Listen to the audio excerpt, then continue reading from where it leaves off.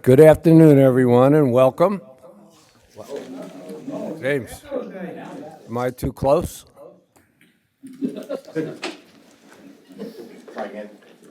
What's that? Okay, that's better. Okay. Let's do a refresh. Good afternoon, everybody, and welcome. And I would like to welcome, for the very first time, our new city manager, Mr. Josh Gruber.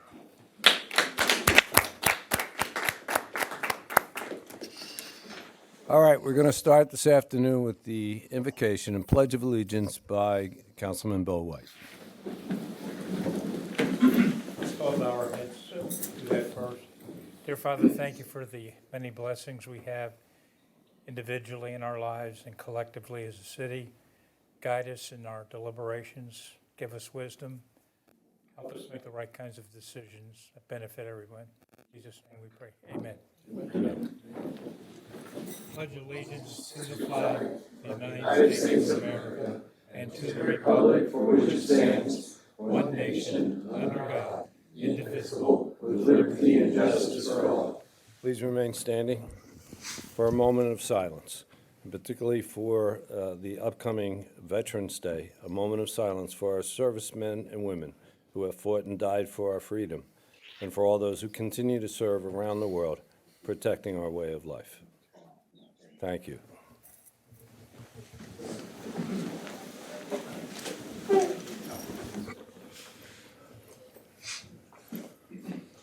I'll now call this meeting to order. This is the City of Hardeeville regular City Council meeting and public hearing, 205 Main Street, Hardeeville, South Carolina, November 7, 2024, at 5 p.m. The first order of business is to approve the agenda. I'd like to make a motion to consider item G at the beginning of new business. I would further like to clarify that the item numbers will not change. The motion is simply to consider item G first. So with that motion, can I have a second? Second. We have a motion, we have a second. All in favor, please say aye. Aye. Okay, so item G will be heard first in new business. Next, we have public comments. Ms. Cindy, anybody sign up? No, sir. Public presentations, introduction of fleet. No, that's when the item comes up. We have introduction of fleet maintenance technician, Taekwon Polite. Did I say that correctly? That's correct. Very polite. Good evening. It is Taekwon Polite. Unfortunately, he had an emergency. He was going to try and get here, but was unable to do so. So I apologize, but possibly we could reschedule him for next council. Terrific. We'll see him next one. Very good. Okay. Next, we have Hardeeville Community Transformation Foundation Educational Grant Update. Neil?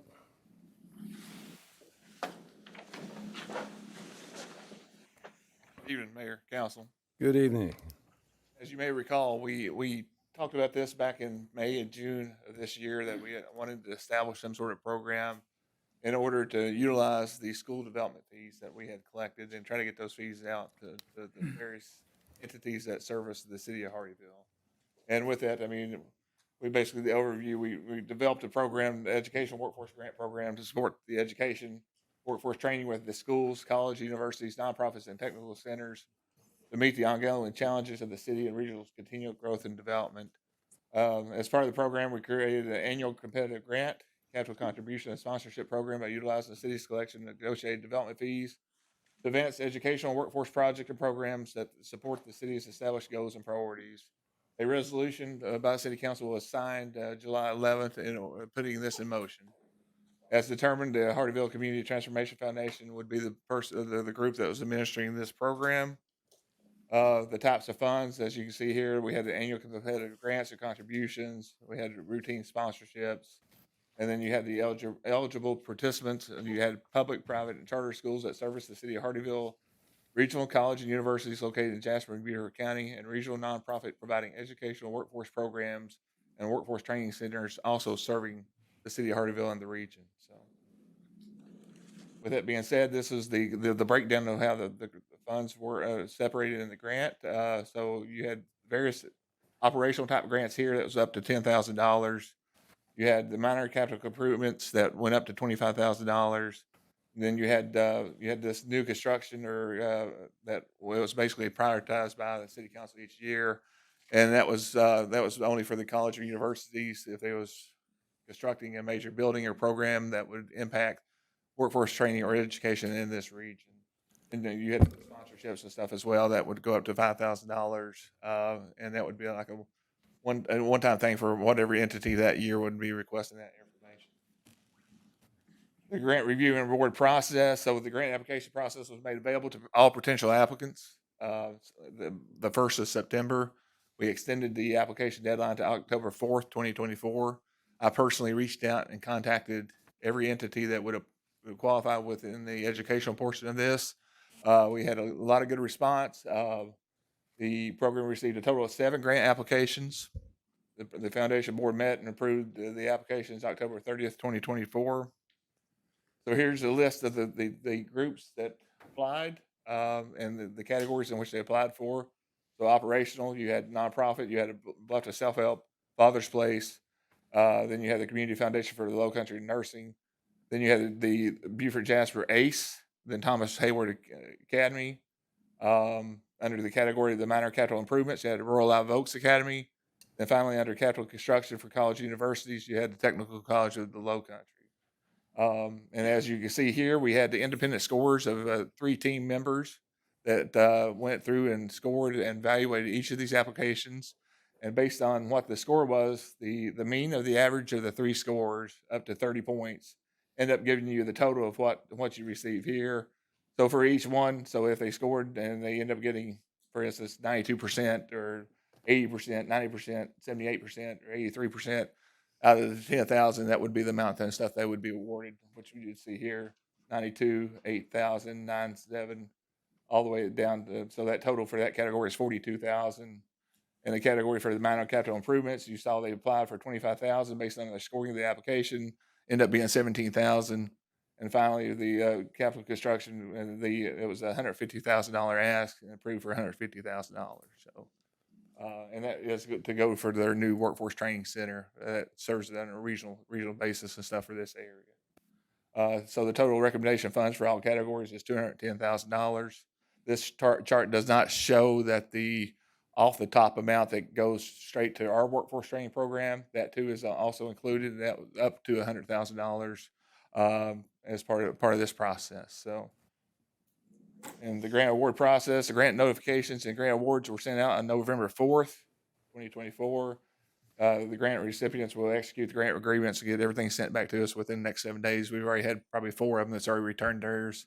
Grant checks should go out sometime next week. So they are very, very pleased and happy with this process. And as you can see, I mean, we had some various schools and stuff that did apply.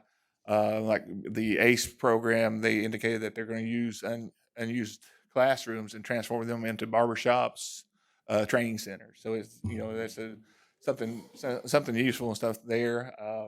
Of course, the technical college is very happy with that. They are working on trying to get together some sort of formal check presentation with that, and we'll let you all know the details and stuff once that comes available. So, if you have any questions, Terrific. I think that's a really great program that we started. My compliments to council. Council, any questions for Neil? Great. So you'll get something with TCL. We're going to do a more formal presentation. that is That's correct. a nice. I'm working with Mary Lee Carnes on that. Right now, we're targeting the first couple weeks in December, and I'm leaving it kind of up with her for as far as details of pulling everybody together. I think they want to make it kind of a nice to do, and we also want to. I mean, it's a good partnership. We want to spotlight that as much as we can with the whole group. So, Right. Thank you, Neil.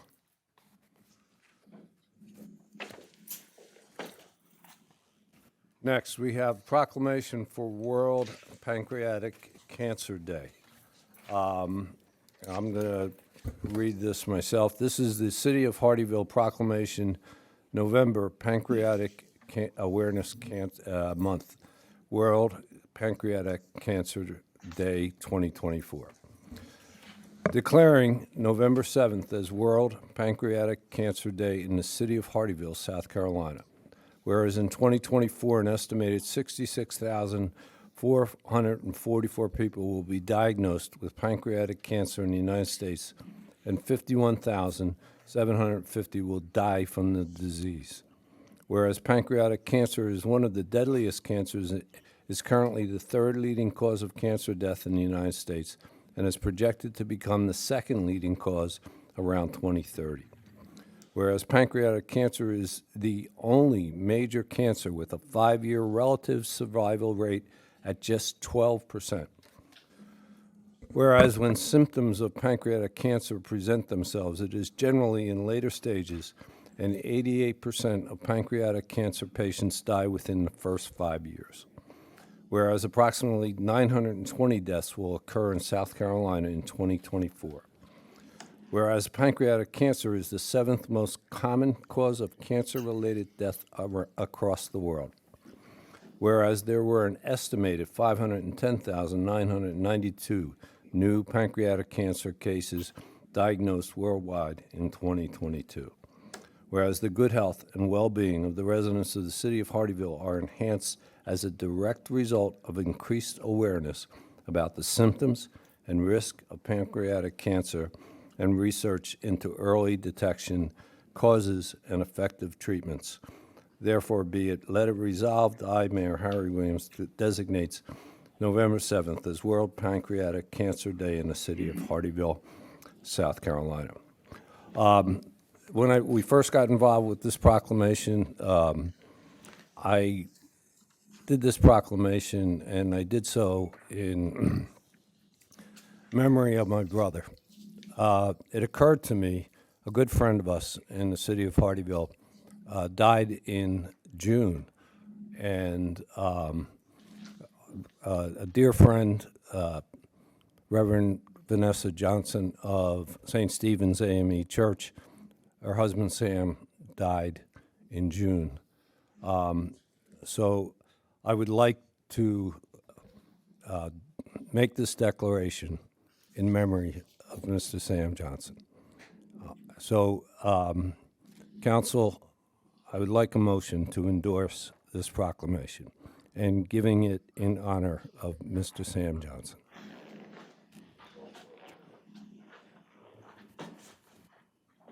Someone? Yes, sir, Mr. Mayor, I'll make that motion. We have a motion, we have a second. Second. We have a motion, we have a second. All in favor, please say aye. Aye. Aye. I've made a copy of this. We have Reverend Johnson couldn't join us tonight, but her daughter, Miss Ari Johnson, is with us. Ari, could you?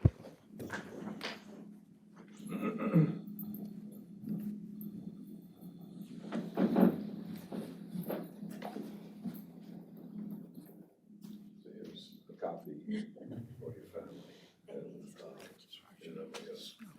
Mr. Sam. Thank you so much. I also didn't know you had a brother you asked me. Yes, it's something very dear to my heart. So please give my best to your family, and it's an honor that you've been such, St. Stephen's, your mom, who you look exactly alike, has been such a good partner with the city of Hardeeville. From the pandemic to being a voting place to you've been a good partner with us. It's a great honor that we're able to do this. Thank you so much. Thank you.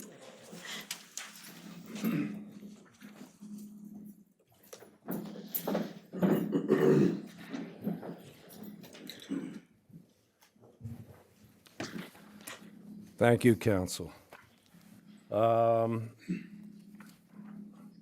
Next, we have the presentation and approval of minutes from the October 17th, 2024 regular city council meeting.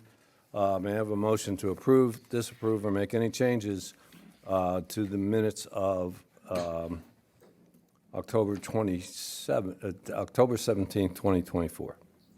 Move for the approval of the minutes from October 17th, 2024.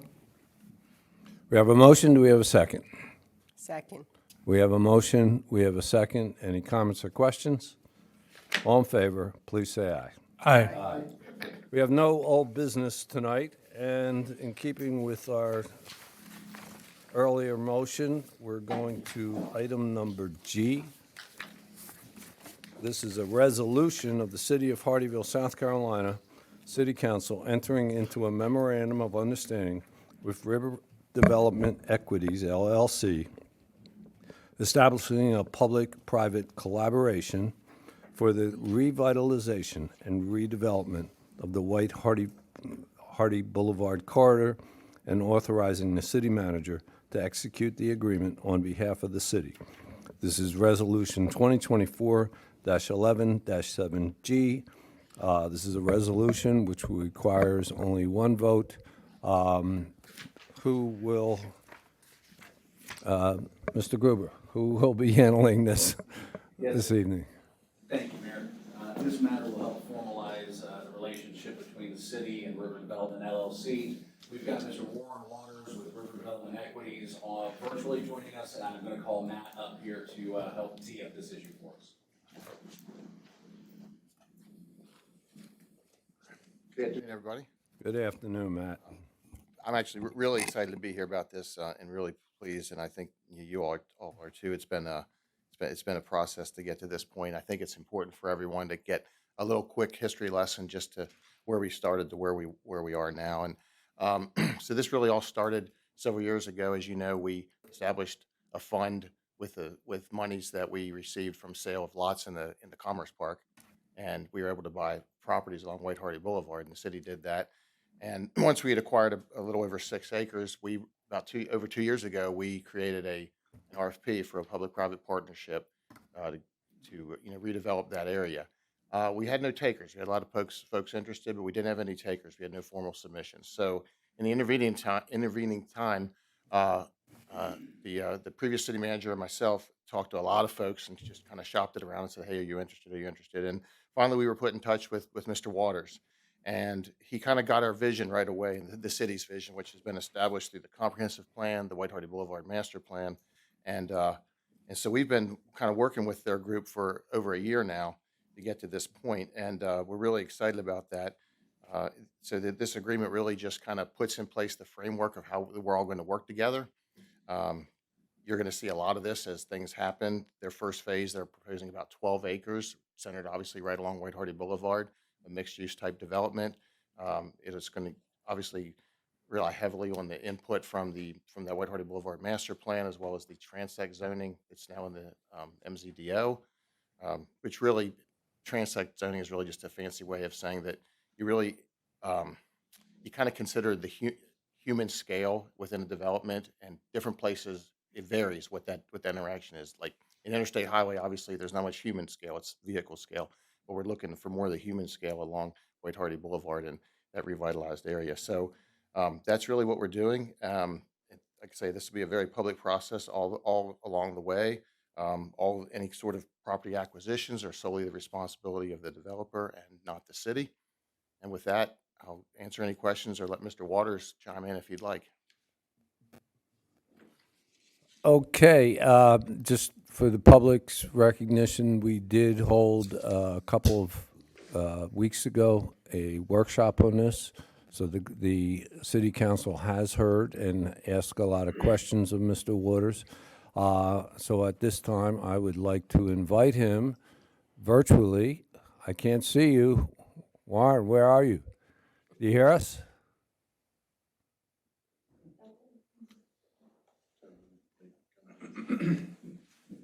That's the longest I've heard you silent since I met you.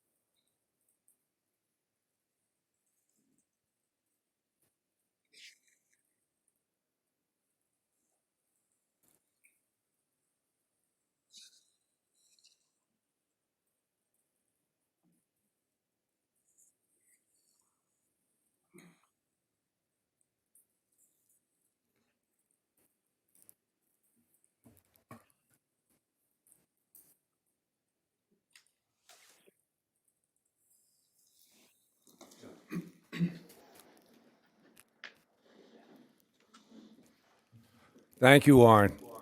Wow. Back to the echo. Just emphasizes what you say. Okay, thank you.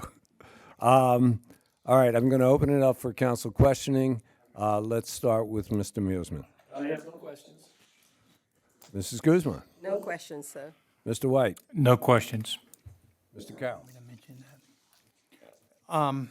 Matt, we had, talked with, Mike, and I guess, Mike, with you, about the jail. Yes, sir. Can you, about the old jail, because I've had some citizens concerns about preserving it. So wouldn't that kind of be in this? Yes, sir. We certainly, when we wrote the RFP, we certainly put in there that it would have to be, researched and architectural historians and do a full-blown report on it and lay everything out, lay the history of it out, and then the decision can be made if that's something that should be preserved or otherwise archived. But it's not just going to disappear one night and nobody had any say in it. It would certainly be part of the process. Okay. Yes. So, Warren, are you familiar with what Mr. Carroll's talking about with the jail?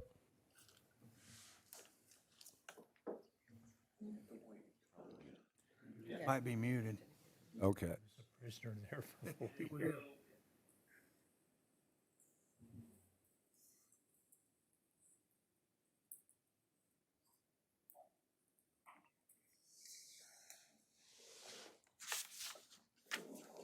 All right, I think that's the reassurance that Mr. Carroll was looking for. We don't want to just go ahead with plans and forget that historic jail is there.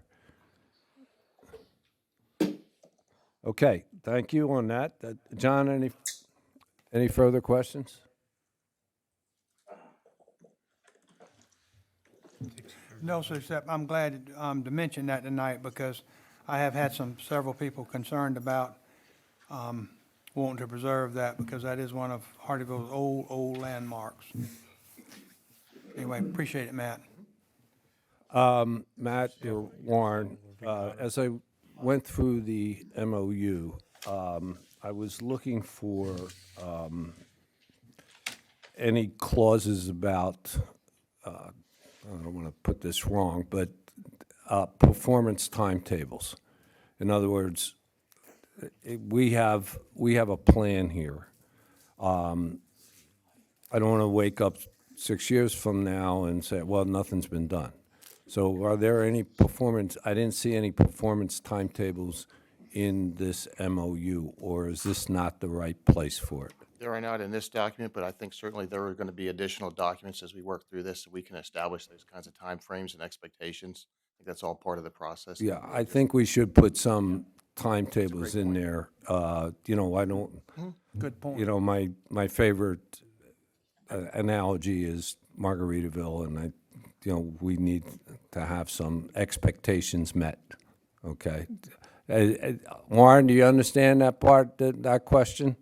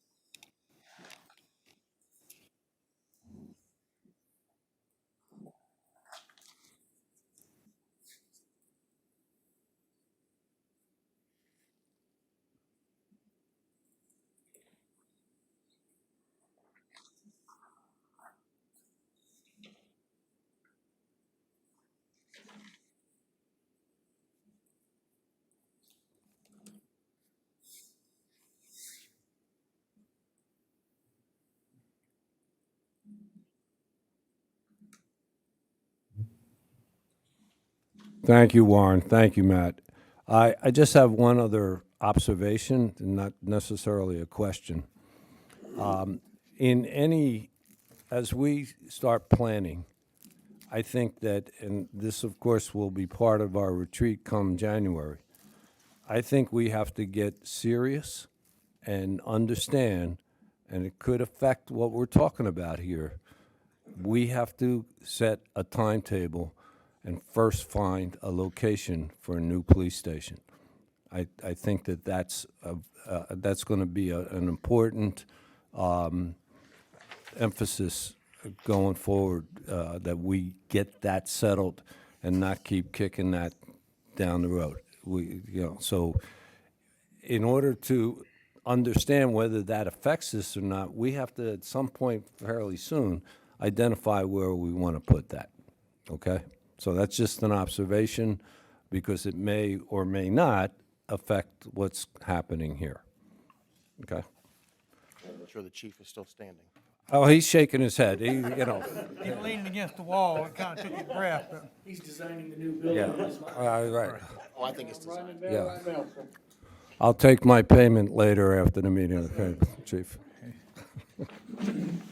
Okay, at this time, I'd like to open it up to the public. Would the public have any comments or questions that they'd like to ask at this time?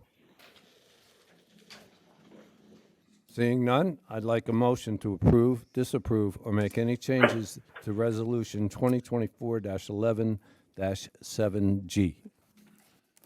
Okay, John? Mr. Mayor, I make a motion that we approve Resolution 2024-11-7G. We have a motion. Do we have a second? Second. We have a motion. We have a second. Any further comments or questions by council or the public?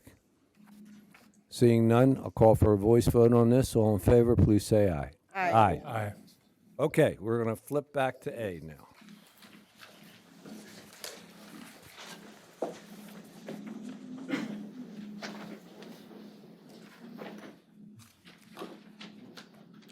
Drum roll, please. Okay, this is new business.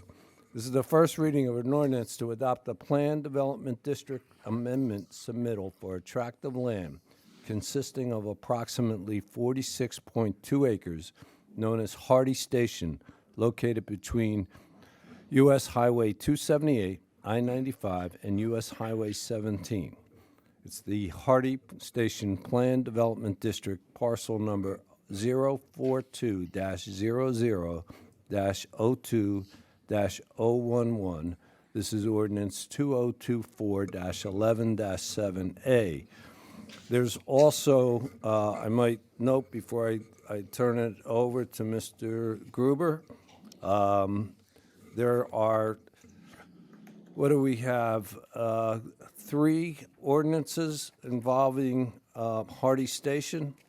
I would suggest to council or the public that any comments you have regarding any of these ordinances, that we can do it all once. We will have to have 3 separate votes, 3 separate public comment areas, but feel free, if you have any questions at all regarding this, that you can do it at any time during the process.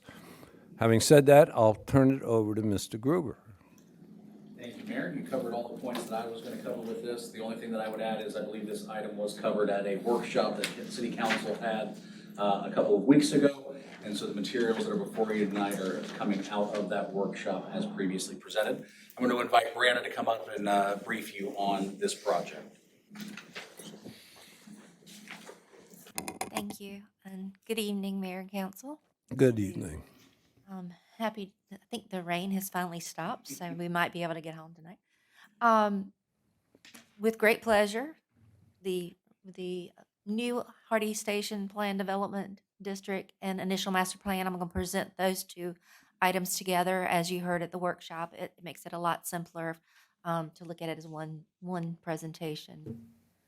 This is located at I-95, 278, and 17, right by Exit 8. It was originally approved in 2009. This is the original. It was for hotels, restaurants, that type of use. Very, very chopped up. But we were very excited to have that coming into the city of Hardeeville at the time. And there was no development agreement at that point in time as well. At that point, they didn't believe that that was necessary. luckily, and that we've made some progress in that aspect. The project setting, that the subject property is outlined in red. You can see it's right at the intersection of 278 and Highway 17, as well as right off of Exit 8. And this is the proposed master plan, conceptual master plan and IMP for the travel center and out parcels accomplish. You can see the travel center with parking and fuel pumps, as well as the out parcels on either end of the property. You will notice, and we'll get into more detail about it, that the access for the Holiday Inn Express and the Inn Market will come off of 17 there. Comparing the two, we just wanted to make sure we had a good comparison for you in your packet, that you could see where we've come from and where we're going. Approximately 46 acres, proposed mixed-use development, large travel center, future commercial uses, retail, hotel, restaurants, all things that are going to be needed around this major use. Economic development element of the comp plan certainly supports this, and it will provide job opportunities and reduce overall commuting distance and cost for residents. Transportation element also looks for collaboration. We have worked for a couple of years with South Carolina DOT on the reconfiguration of Exit 8. This fits right into it, and they've worked with DOT and the city staff as well, and numerous traffic engineers throughout that process. They will have 3 points of access off of US 17, as well as direct access to 278. Provides, once again, we coordinated with staff and the TIA, and supplemental traffic memo all have been reviewed by staff, DOT, as well as a third-party consultant hired by the city. You can see some photos. This is looking back up 278 towards Exit 8. And then on the right is looking north on Highway 17. That's south on 17, and the subject parcel is on the left over here. Once again, we have done tremendous amount of transportation analysis and planning on this. It is a big traffic generator coming into the site, as well as we're concerned about connectivity and making sure that the improvements for Exit 8 are in the right place at the right time for this use as well. And it all fits as a big part of the puzzle. The open space plan, which was very important for us coming off of the previous PDD plan, we wanted to make sure we had some open space and that travelers had some amenities there as well. So you can see the green there. There are trails and walkways, and I believe a dog walking area as well. So a number of things. Then supported in the comprehensive plan by the land use element and the natural resources element. They will have electric vehicle charging stations, dog walking stations, and a bike plaza. I think we've mentioned in the workshop also that there's going to be some connection with the different greenways and pathways, pedestrian ways, as well as across Exit 8s for residents, hospital, a number of different uses. Did remove from the current PDD and IMP business park light industrial uses. Those were not necessary. Conversion of language related to those. There were some vague language in the original for uses that may happen one day, and we made sure that was all cleaned up. I mentioned the open space, additional amenities. Overall, just made it more modernized and more appropriate for what we see Exit 8 becoming in the city of Hardeeville. And also made sure that it was reviewed at the same time with the development agreement, so the two documents will marry well. Hit on the process again, show you how many reviews and how many meetings we've had on this. Planning Commission, we had the workshop, first and second reading of council, And then ultimately, it'll go to staff review committee for those full development permit standards and everything. So there's a lot of levels of review and different agencies. Recommendation, as far as the planning commission recommended approval, there was one condition that the parking lot landscaping islands be required throughout except in the, fuel canopy area where you don't want landscaping growing up under the fuel canopy. That was one thing planning commission and staff were pleased with. So we do recommend approval on this. And with your permission, I'll turn it over to Casey. Is that right? Yep. Casey. Make sure he is with the one of the applicant's representative, and then he can go into a little more detail for you. Thank you, Brad. Hey, good evening. Casey Warfield with Kimley Horn. Good to see you all again. Workshop a few weeks ago. Brenda did a great job kind of summarizing what we're proposing here at Hardy Station. Kind of elaborating on that a little bit in from a traffic standpoint. Is I think most folks are aware, Exit 8 is in the process of being improved by SCDOT. That is a design build project, and the design's being led by KCI. So we've been in coordination with them for the proposed improvements you see on the screen, and marrying those up with the proposed improvements and interchange, with the idea and kind of what was communicated previously that it would be a dual ribbon cutting from a timing standpoint, that the travel center facility and kind of first phase of Hardy Station here would coincide with those improvements that DOT are working through. From there, bike plaza, EV stations, dog walking stations, and enhancements added to the site, increase in open space, as well as those increased buffer widths. With that, I'm gonna maybe be quiet and open up for questions. If there's anything, got a travel center representative here, property owner representative, and then my partner Conrad Salvagen can help speak to any traffic questions that you may have. Great, thank you. And just to repeat, we did have a workshop on this, and so a lot of questions have been answered. But we'll review the important points or whatever the council would like to ask about. So I'm going to start to my left this time with Mr. Carroll. Do you have any comments or questions, Mr. Carroll? Yes, and we did, and you're right, we had a workshop, and it was, and we did get a lot of the questions answered. And it's a good project, and as the mayor can probably, and everybody else, a lot of times we'll have a real good project, but it's in a bad spot or whatever. And, but with the workshop and the consultation with the SCDOT and the things that you've talked about, sounds like that you have really taken to heart about the traffic situation. So many times we have projects and stuff like I said that are good, and they just don't coordinate with worrying about transportation. But I think that y'all have really gone the extra mile, and that was my major concern.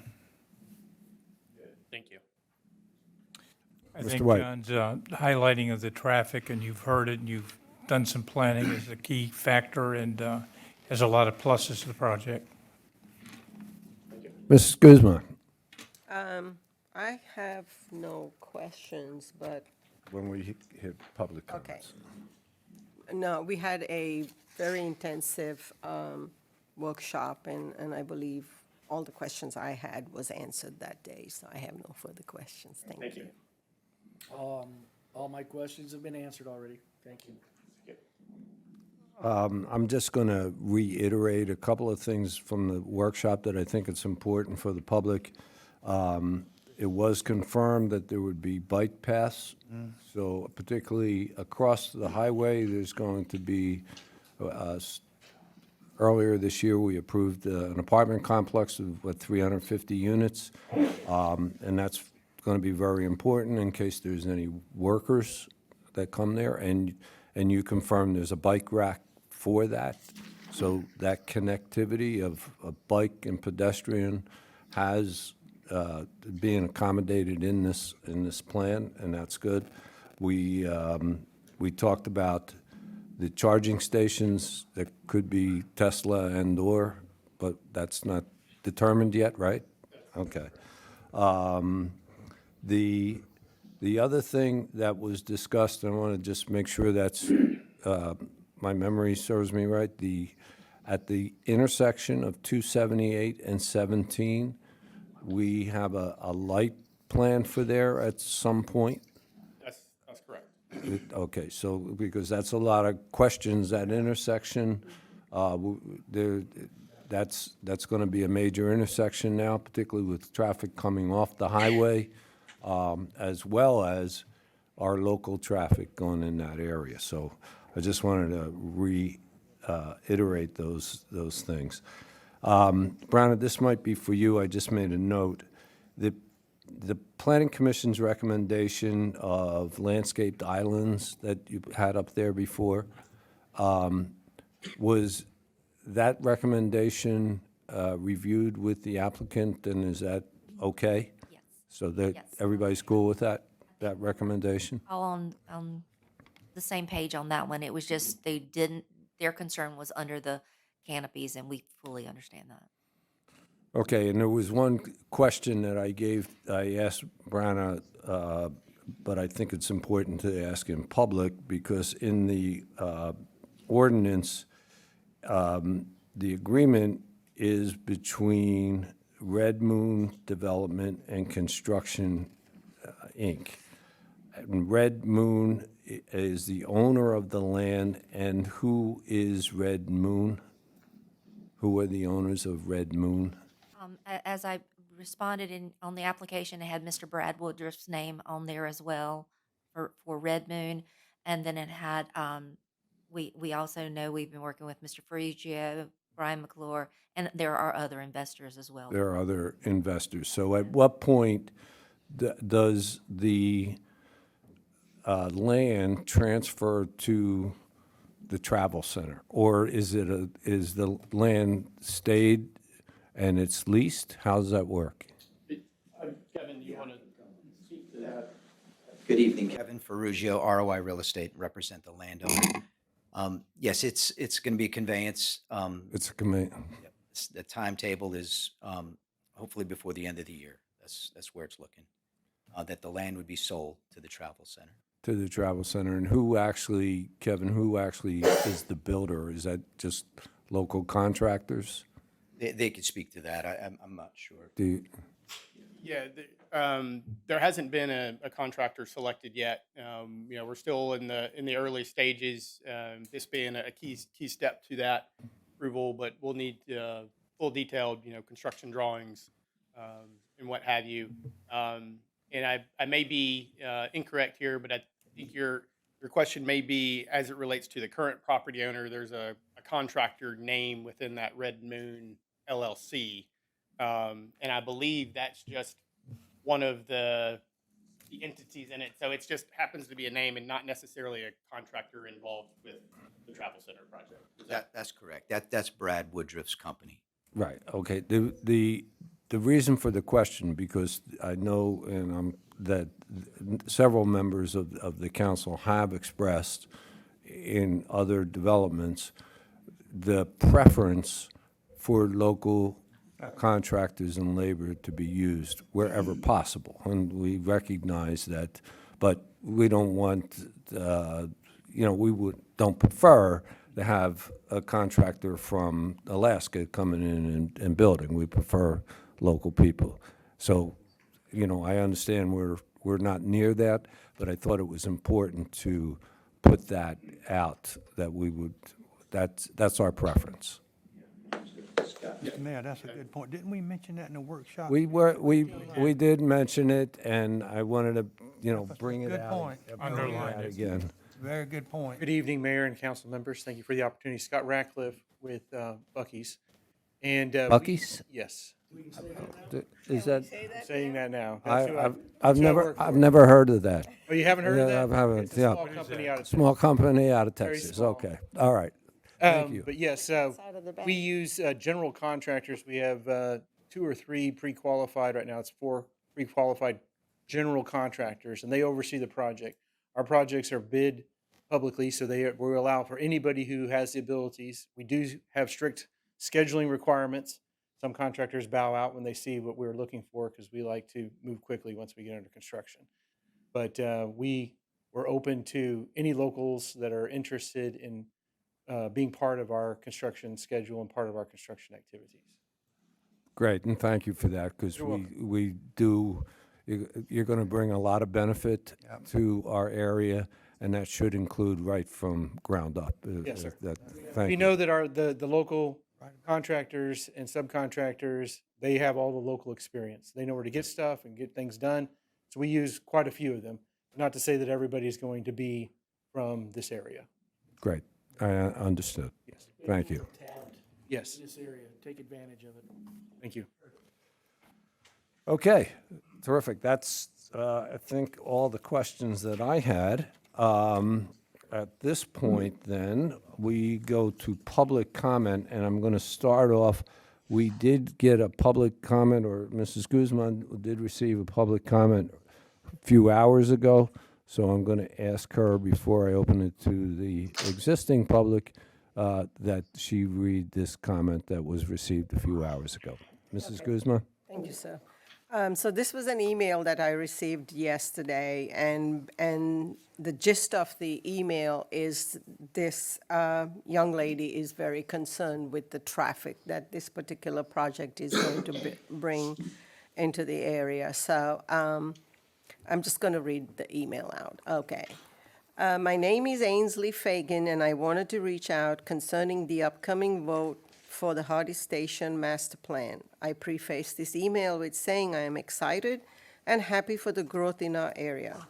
I'm unable to attend the upcoming City Council meeting, so I send this email to your attention. I have lived in Hardeeville for the last 4.5 years. In that time, I have seen drastic changes to the area. Many of them are good, but the biggest concern I have seen for myself and my neighbors is the increasing traffic and dangerous driving conditions on 278.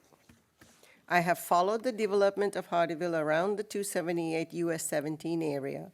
While I am excited for the growth in Hardeeville, it is my hope that with this email, the council will take the concerns about the traffic from the Hardy Station development into serious consideration.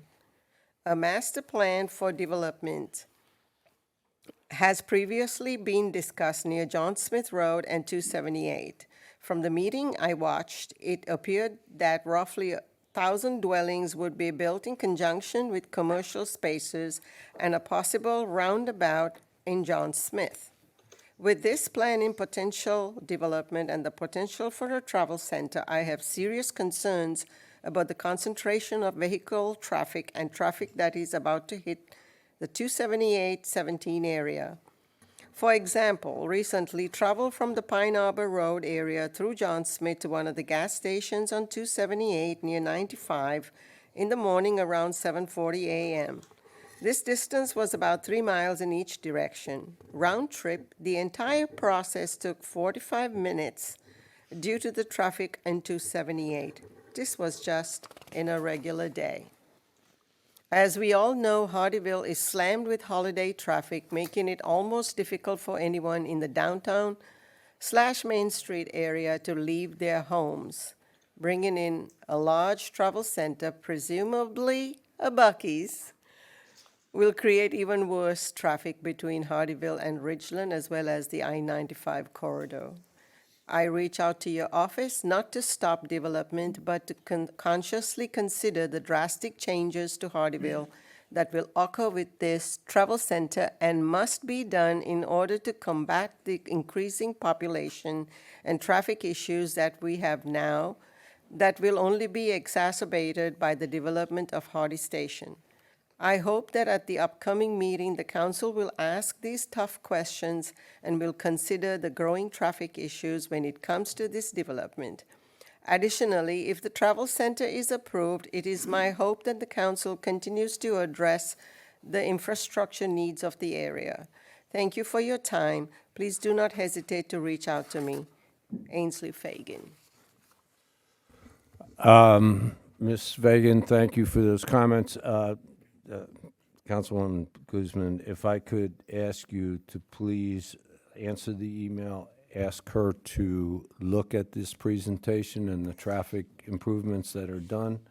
And if she has any further questions after reviewing this meeting, that she can always ask them at the second reading. Okay, But I think if she looks at what we discussed here today, a lot of those concerns may be alleviated or mitigated from what she asked about. But she'll have another chance to comment in 2 weeks, okay? thank you, sir. Thank you. Anyone else from the public who would like to come forward and ask any questions regarding, is there anything online? Any questions online? Yes, sir. Okay, seeing none. Lamar, did you have something? Felipe just wanted to get up and record it, take it as quick like he's I wasn't going to let it go by. I wasn't going to let it go by. You two are having fun over there. Okay. Seeing no further comments from the public, I'd like a motion to approve, disapprove, or make any changes. This is ordinance 2024-11-7A. So moved. We have a motion. Do we have a second? Second. We have a motion. We have a second. Any further comments by council or the public? Seeing none, I'm going to call for a voice vote on this. All in favor, please say aye. Aye. Aye. All opposed? Okay. Now, this is the second ordinance regarding Hardy Station, and this is an ordinance to adopt an initial master plan submittal for the same tract of land known as Hardy Station, same location, and this is ordinance 2024-11-7B. So the first one adopted a plan development district amendment, and this one is the initial master plan. Mr. Gruber, do you want to have anything further to add? No, sir. Thank you, Mayor. Thank you to Brandon for covering both of these in her presentation. Okay.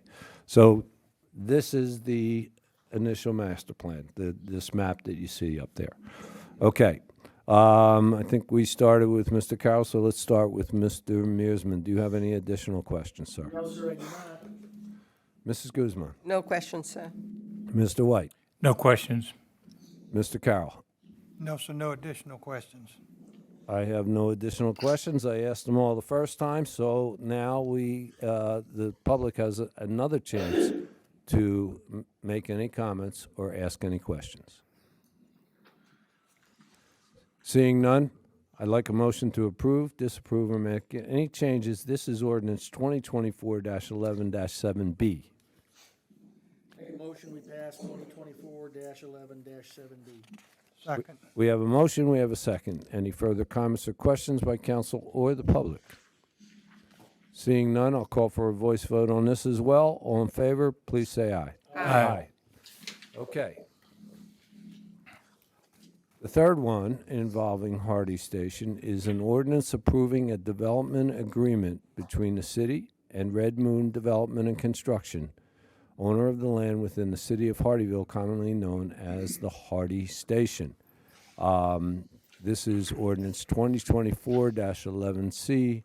Mr. Gruber, perhaps for the sake of the public, explain, or Brana, what the development agreement entails. Yes, sir. Thank you, Mayor. Normally, we would call upon the city attorney to provide a summary of this development agreement. With her not being able to be here tonight, I'm going to ask Matt to come up and provide you just with a high-level summary of the terms of this agreement. Thank you.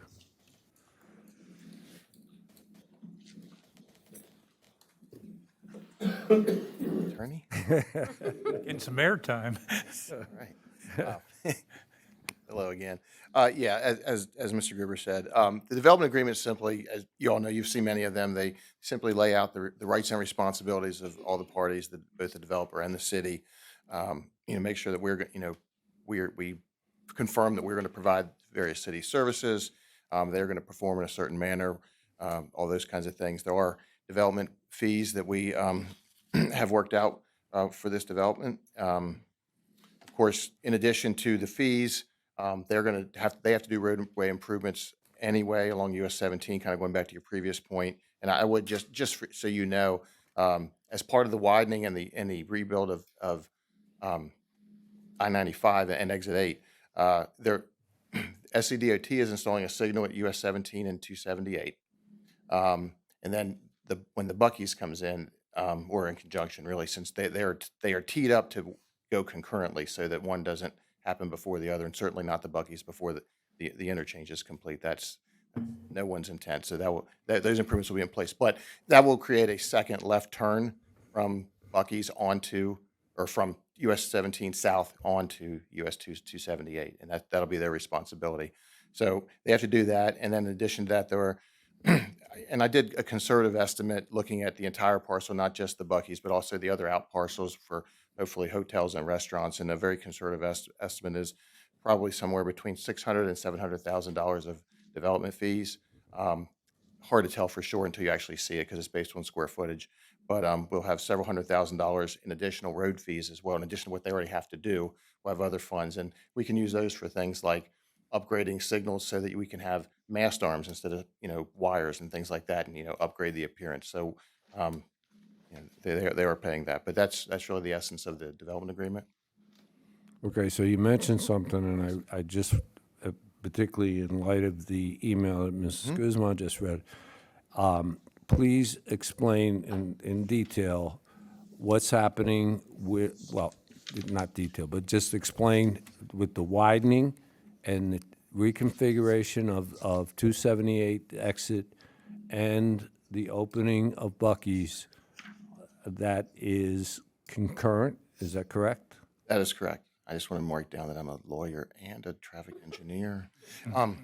Okay, so Review time's coming, sir. I'm just trying to. so because Mrs. Fagan was concerned about absolutely. The highway traffic. That's right. The widening of I-95 is being done to alleviate all those backups 365 days a year that happens in Hardeeville on I-95, as well as the reconfiguration of Exit 8 so that the traffic flow in and out of the exit off I-95 is much safer. That is correct. And the applicant, the Buc-ee's folks have been working with SCDOT for quite some time to coordinate those and make sure that in the interchange, their construction schedule is going to be based in large part on the construction schedule and the progress of the Exit 8 interchange. It doesn't really benefit them, I wouldn't think. I don't want to speak for them, but it's not going to benefit them if that interchange is not complete before they open. So that's been the goal all along for quite some time. They've been working together. And because I know we all will be getting questions, 5 minutes after adjournment, SCDOT schedule for the widening up to Exit 8 is when? I don't know off the top of my head because there's different phases. I do know that that's supposed to be in the very beginning. We'll have that for you for second reading, no problem. To my knowledge, and Neil, is 2028 the number I have correct in my head? So somewhere in the 2028, there will be three things complete. I-95 will be widened up to actually the mile marker 9. Yeah. The exit reconfiguration will be complete, and we will cut the ribbon with some beavers from Texas. Is that correct? Yes. Okay.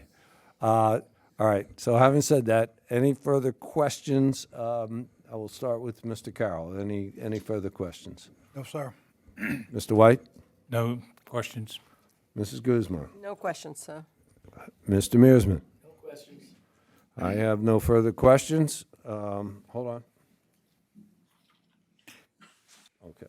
Thank you. At this point, I'd like to open it up to the public for any comments or questions, including, James, do we have anyone from online? Nope. Anyone present with questions? Okay. So with no further questions, I'd like a motion to approve, disapprove, or make any changes. This is ordinance 2024-11-7C. Make a motion that we approve ordinance 2024-11-7C. We have a motion. Do we have a second? Second. We have a motion. We have a second. Any further comments or questions by council or the public? Seeing none, I'll call for a voice vote on this. All in favor, please say aye. Aye. Aye. Sir, welcome. Thank We you. have, we have more work to do. The second reading of these ordinances will be in 2 weeks on November 21st. See you then. Thank you. Next, we have the first reading of an ordinance to adopt an initial master plan submittal for a tract of land consisting of approximately 628.82 acres to be known as Riverport Commerce Park Phase 3 and Riverport Parkway South, located between I-95 and US 17, Riverport Plan Development District. And this is ordinance 2024-11-7D. Mr. Gruber, please. Thank you, Mayor. I'm going to ask Brandon to come up and give you an overview. My understanding is the city council's previously passed phases 1 and 2, and now we're in phase 3 with regards to the Riverport development. Welcome again, Brianna. Good evening again. And happy to be here once again on a very important big project for us as Riverport keeps growing to the north this time. It is 621 acres and over 628 acres for multi-use business park extension and an extension of the Riverport Parkway that will get it just south of the exit 3 interchange. So once again, big strides in our transportation network. The project setting, this is the best map that we could show you that shows all of that large area. Our fire station sits right over in here, and this is just going to be right up north of the fire station 84, kind of on top of phase 2 of Riverport.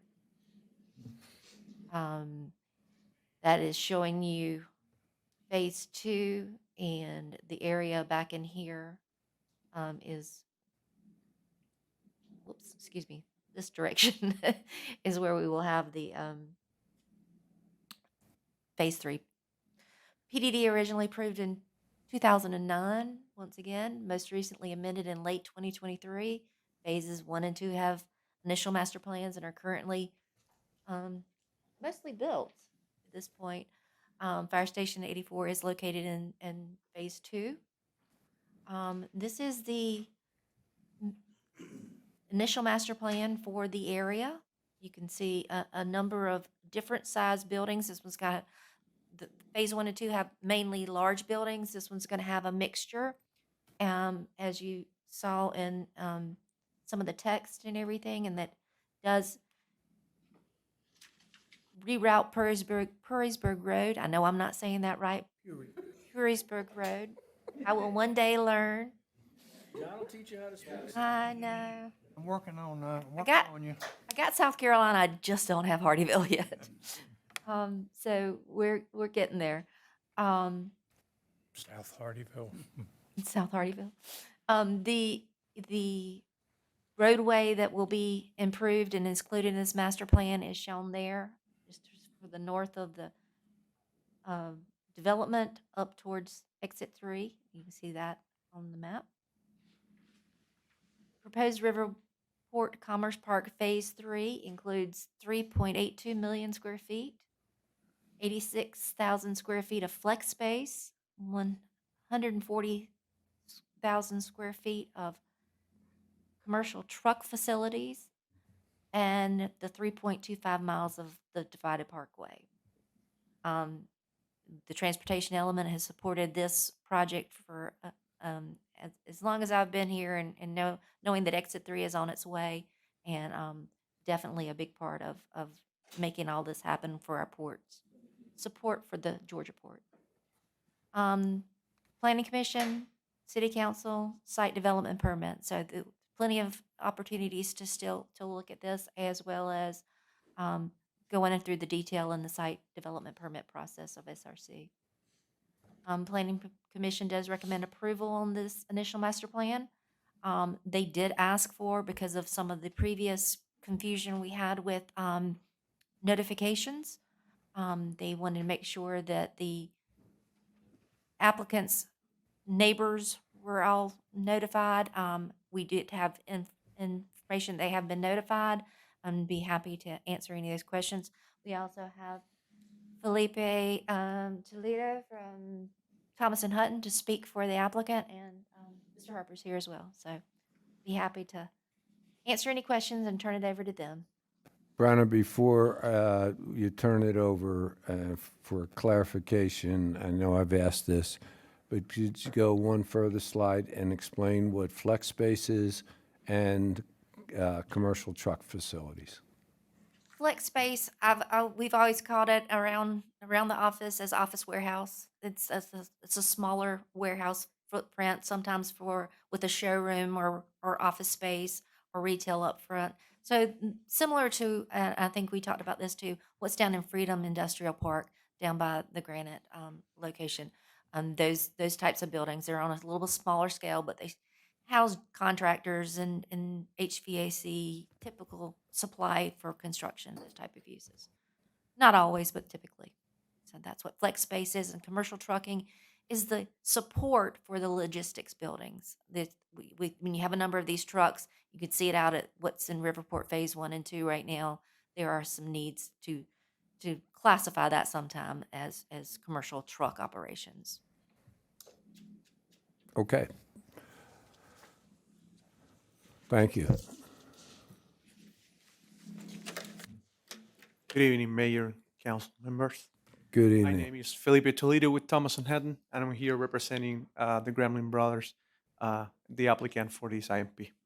So I wanted to touch in a few subjects related to this development, mainly on the topic of transportation, stormwater, and utilities. So as Brian explained, this is the Riverport Parkway is part of a master plan of transportation that includes the widening of I-95, Exit 3, and improvement on Exit 5 and 8 as well. So this expansion of Riverport Parkway 4-lane divided highway will connect Highway 17 to Exit 3, future Exit 3, and it will provide all the transportation infrastructure to support the development of the Riverport tracks. In this particular case, we're looking at development of industrial type of uses in an area that has previously been identified by the PDD for this development.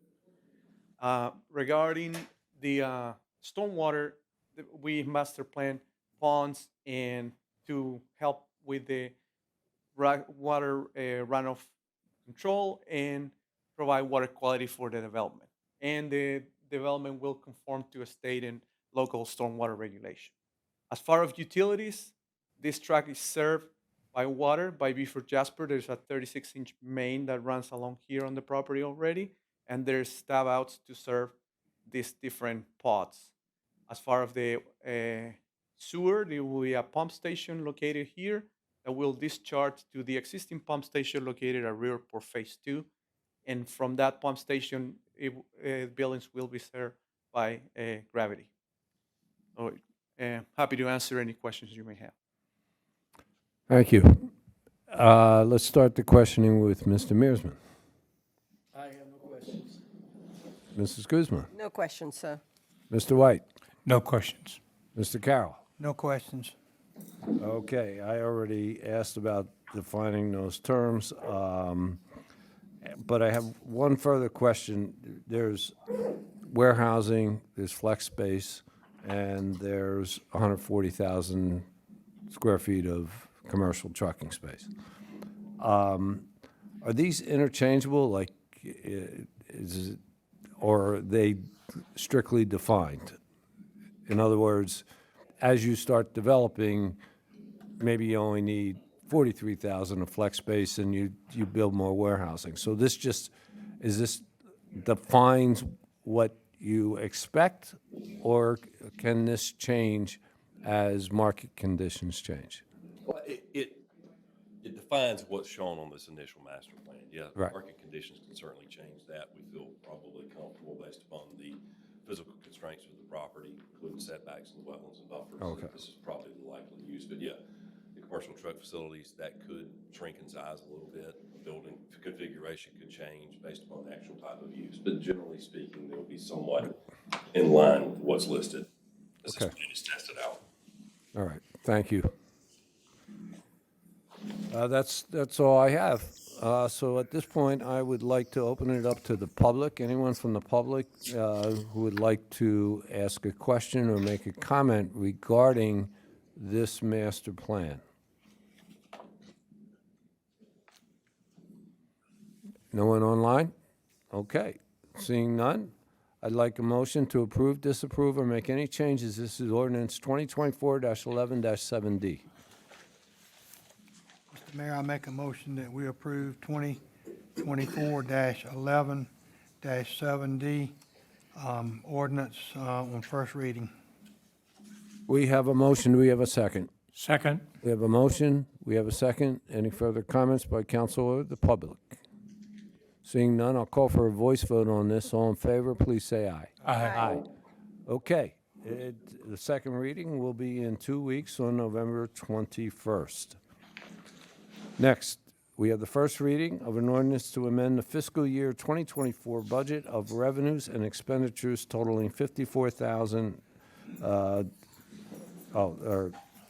budget is total $54,736,570. This is ordinance 2024-11-7E. Mr. Boyle, I assume?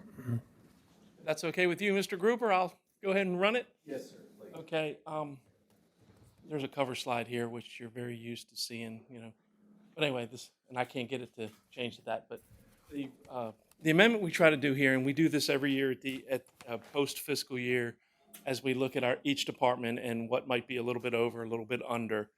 And this Amendment 3, or Budget Amendment 3 for fiscal year 24, does just that. We had some departments we always have departments who are under budget, and we typically have a few that are over budget. So just to walk through, this is where we're pulling budgeted funds from departments who were under and were over to cover them. None of the departments that are over did anything they weren't supposed to do. They just incurred cost in doing what you had approved them to do and what the city manager had approved them to do. For example, fire, they had substantially more turnover than they're typically used to.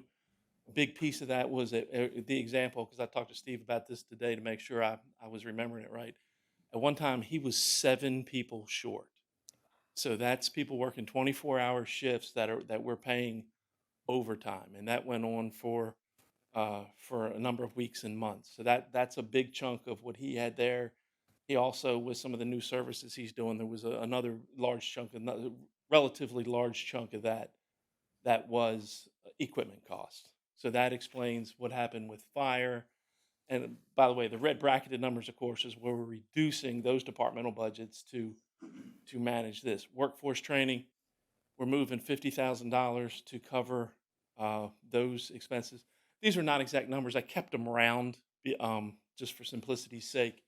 Workforce training, for them to be a little bit over, that means we serve more citizens in those programs. So that's a win. That's not a bad thing at all. Communication, information, and data services. There was a large amount of data software that had to be purchased for a number of departments, and that's where those expenses are done. Facility maintenance, just about half of that was utilities. Utilities cost more, a little bit more this year than we had budgeted, and then another large chunk of that was some work we did at the library.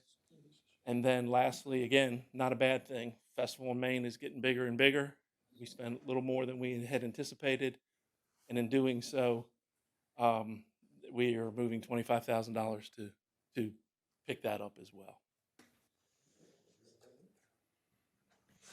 Thank you. Anything else, Mr. Gruber? No, sir, I would say it's more for the public's benefit than council's. You know, when you start out at the beginning of the fiscal year, you're using estimates. And so you're taking your best guess at what you'll need during the year. Staff always makes sure that before we move forward with incurring some of these expenditures, that we will have sufficient revenues from other sources so that regardless of what comes up at the end of the year, we will not exceed the budget that's adopted by council. So these are modifications that help true up some of these accounts. And I think what we're going to try to do is make sure that you're informed along the way so that as these expenses are being incurred, you know about them at that time. And that way, any questions that you may have, we can address right then and there. But ultimately, this is more of an accounting exercise. But I want to make sure that the public is clear that it's done with clear intentions and an understanding that the funds are available within the adopted budget. Thank you.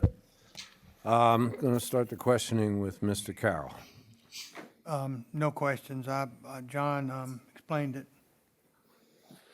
why he had to do it, and I mean, and that's understandable, and you always keep us straight, and so I don't have any questions. Mr. White, No questions. Mrs. Guzman, No question, sir. Mr. Mearsman. The 575,000 being removed out of the police budget. Good question. Why is that? Why are those funds available? Well, why are those funds available, and are we shortchanging ourselves by moving them? If they were put into the budget, what wasn't done to have that much excess? As I believe you're aware, the police department is working really hard to get their staffing up, but they haven't been at full staff for quite a while. So that's where, I hate to say it, is savings, because we continue to, It's savings, but it's a loss. We don't have the manpower. it's lapsed salary money that becomes available for other things. Yes, sir. And the other was on Festival on Main. What were the increased expenses that we incurred on that? I don't have any specifics on that, but it was operating expenses. I would certainly imagine that a large part of that was the drone show was more expensive than some of the other things that we had experienced in the past. Yeah, Neil, if you have information on that, can you come on up?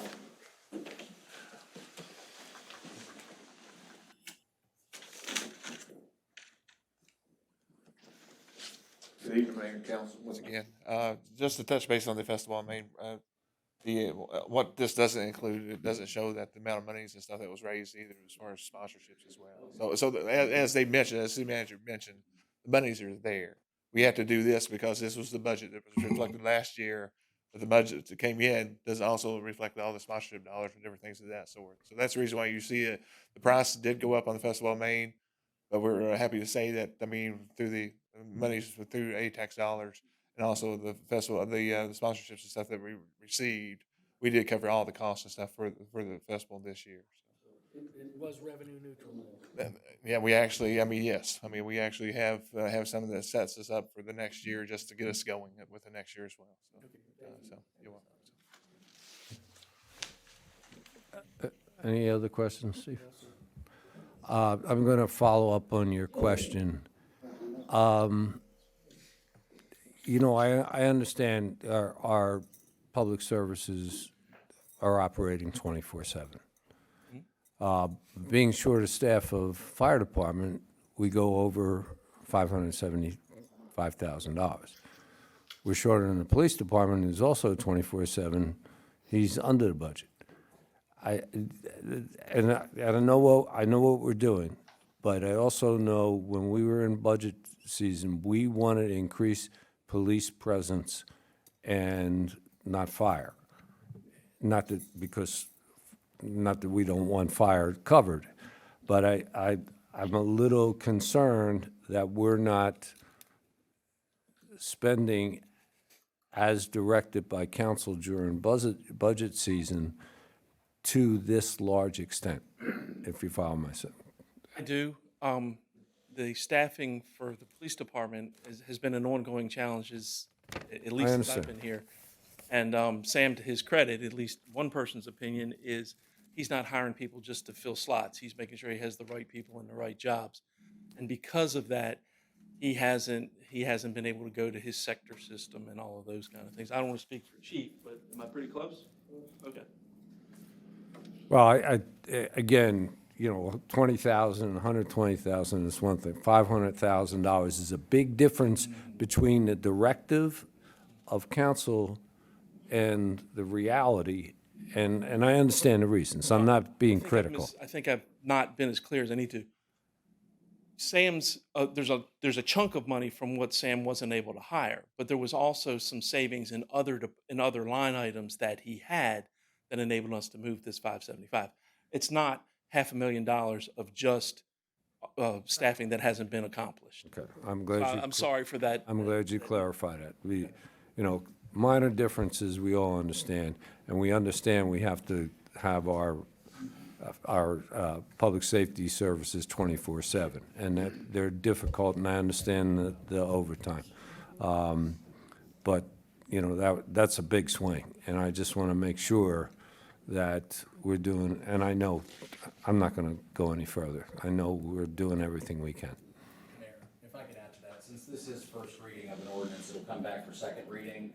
We'll prepare some information that has some more detailed line items with those. That way you can have a better understanding of where those changes are actually coming from. That's a good idea. That way we can see how much is lack of personnel or, you know, that we not filling jobs versus whatever. Okay, thank you.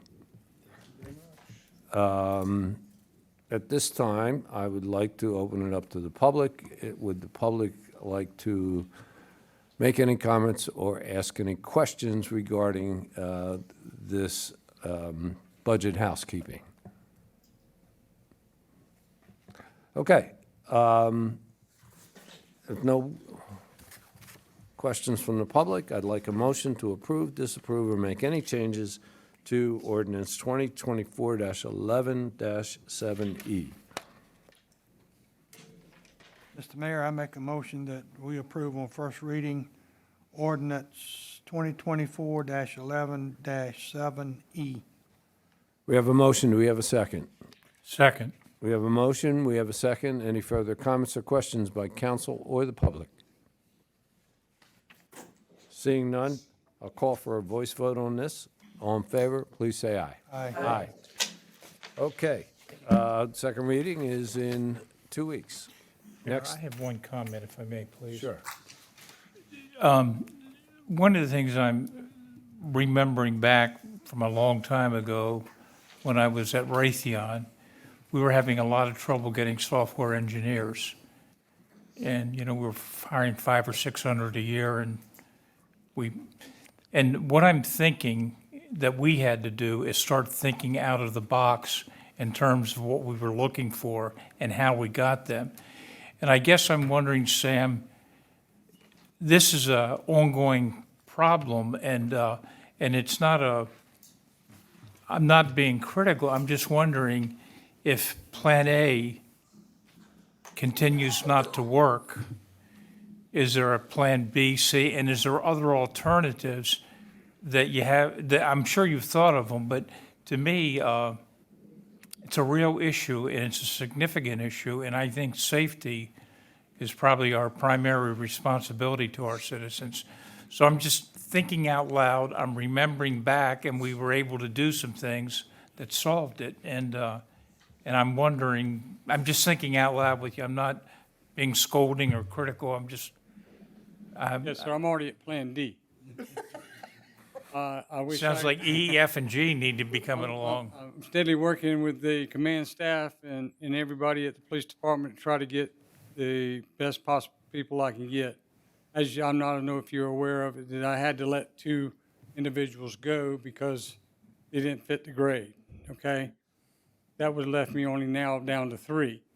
But unfortunately, that happened, so I'm recouping, trying to get more people now. I got a gentleman coming in from New Jersey that we just hired, so that's a plus. Thank you, Mayor. Does he speak English? Yes, sir. Yes, sir. Does he have a search warrant for a certain guy? Well, we checked him out. He's going to start here in a couple of weeks, and I looked for some new applicants to come in, and we just turned down another gentleman that just didn't fit the grade also. So I'm just looking for good people. Let And me ask a question. When you say don't fit the grade, do you things mean in they're his not as background, good? things in the background just didn't I got you. Didn't suit myself as the chief of police and didn't suit what I felt was best for the city of Hardeeville. I understand. Okay? And I'll leave it at that. And, again, we look at these applicants very hard. And like I said, I go with my command staff. I let them vent them, and they bring them to me, and I vent them. And when the hair stands up in the back of my neck for a reason, then I start doing my own investigation. I hear you. So that has happened several times, and we find out stuff down the road that maybe was slipped through the cracks. It didn't slip through the cracks when I looked into it. Again, so it's just, I'm looking for the right people. We're not critical, we're just, What's that, sir? You're not just hiring a body, you're hiring. No, sir, I'm not doing that. I've seen too many come and go if I do it that way. And to add to that, Sam, you have a good your department has a good reputation in this day and time. That's what I want to try to keep. And in sir. this day and time, that's saying something, so Yes, we sir. all, know, you know. we're I with wish you. I could We know hire it's- all of them it's tomorrow, sir. I challenging. wish I could get full staff tomorrow, but unfortunately, it's just not happening as fast as I'd like it to. Maybe in the next couple of months, that might happen. We'll just have to wait and see. Thank you. All right, sir, thank you. Thank you, Chief. Okay, we'll have second reading, and we expect to have some people hired by then, Chief? He wasn't paying attention. He's going to New Jersey on a Yeah, he's recruitment going to New trip. Jersey. We're from New Jersey. Try to stay close, a little bit closer in the United States, Sam, if you can.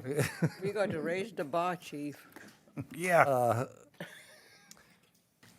Next is a resolution of the City of Hardeeville, South Carolina City Council authorizing the city manager to hire a general contractor to complete the Juju Hudson Playground Phase 2 project in the amount of $1,102,000. This is Resolution 2024-11-7F. It's a resolution, requires only one vote.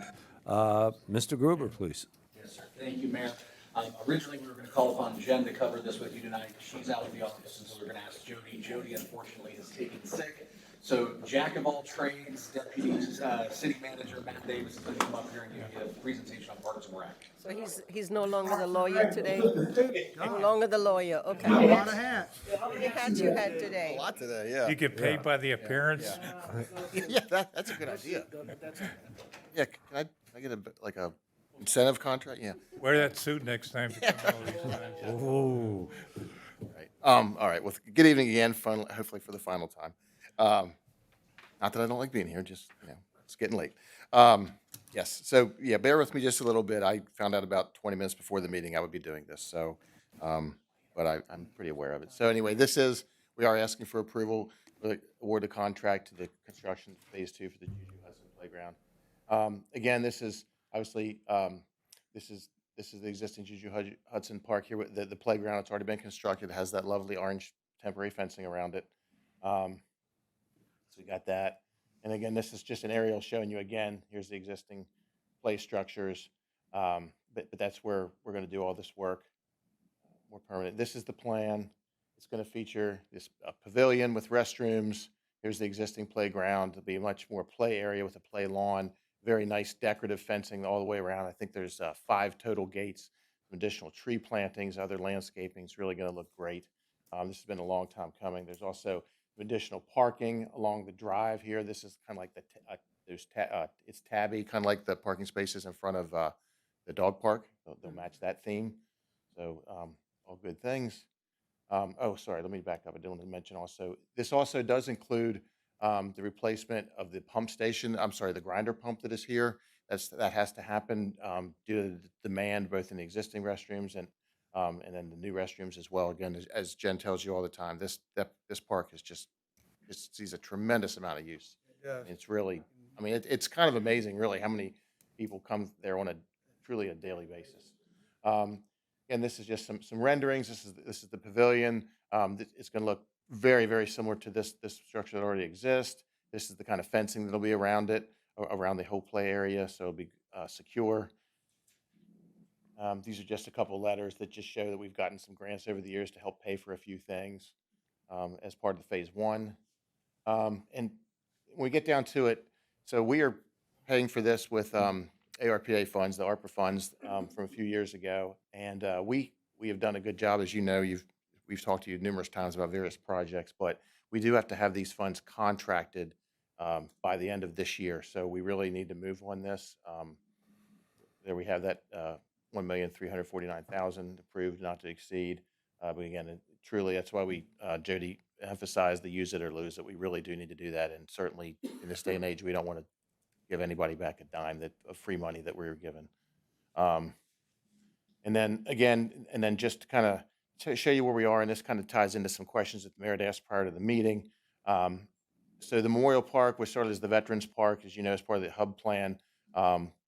We have in this current fiscal year, you approved $1.9 million in SCIP for construction. That's going to carry over into the next fiscal year to complete that project with an additional $1.9 million. There were no funds in the budget for a splash pad. They weren't requested or approved at this time or at this current budget. And I'm going to come back to that in just a second. I'll circle back. Again, this is the bid, 1.1 million.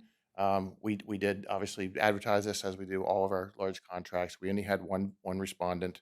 That's all we had. So yeah, just one. There's a lot of work around right now. Some folks just don't like to do some of this kind of work, but that is what we got. We got one. We are still negotiating a few of these items. Maybe get this number a little bit lower as well. But this is the single respondent Buford Construction. And then kind of just to again piggyback or circle back to what the mayor had asked about prior to the meeting in some emails about the splash pad. As you know, we hit the ground running once everyone got on the same page and said, let's do this. So there's kind of a timeline. There was an employee group and that looked and where would be the best location, and the best location is really in TB Carroll Park between the old City Hall and the library. Train theme, all that good stuff. Really dovetails very nicely to our municipal hub plan. It'll fit in there great. So again, there's just that timeline. But I wanted to show you again. These are just some nice drawings. Nice renderings with that kind of that trains theme, which is really exciting. I think that's really neat. But I did want to emphasize, so the Memorial Park is here. That was phase one of the municipal hub plan. That's well underway. We should we should be bidding that by the end of the year. We actually meeting with those folks tomorrow to finalize the construction documents. So we're very excited about that. But the second phase that was always identified was what is just in general terms was called the event park, which includes TB Carroll Park, the library, the old City Hall area, and all that. This is not the final design, as you recall. This is just sort of a placeholder, a concept. So certainly, right in this area is probably where we're looking to do the splash pad situation. And we would suggest that this is our existing CIP. Again, 1.9 this year, 1.9 next fiscal year for the Veterans Park, and then we had pushed the event parks fully out to FY27. Certainly, funding dependent, we could go ahead in the next fiscal year. I think it would be probably prudent to request engineering design funds and get that kicked off for that whole event park area in TB Carroll Park, and including the splash pad. So we're kind of already ahead of the game, so to speak. But that's what we would suggest. But this does reflect the entire 5-year the whole funding plan for the entire municipal hub. Again, some of those funds are somewhat of a placeholder because until we actually get down to design, but the further out you get in those later years. But that's what we're looking at for that. And just wanted to let you know that. But tonight we are asking for approval so we could award that contract and finish up the Juju Hudson Playground, which is really kind of finish it off, because right now it's been kind of half done for over 2 years now. So that's where we are. I'll try to answer any questions if I can. Thank you, Matt. I think it's Mr. Carroll's turn this time. That's a good job, Matt. That's a surprising the only one, but I guess there's so much work. So, and I had talked to Jen, and maybe it's, and she had assured me, but I want to make sure that when we do this, that we have a nice sign. And she assured me there would be Juju Hudson Park, because I think we had talked about earlier, some of the places people forget why they're there and what the names of them, and we want to make sure that, because this gentleman did an awful lot for Jasper County and Hardeeville, and that he's remembered. And she assured me that, but I Oh, yeah, wanted to. it's in the documents, yes, sir. Okay. Mr. White?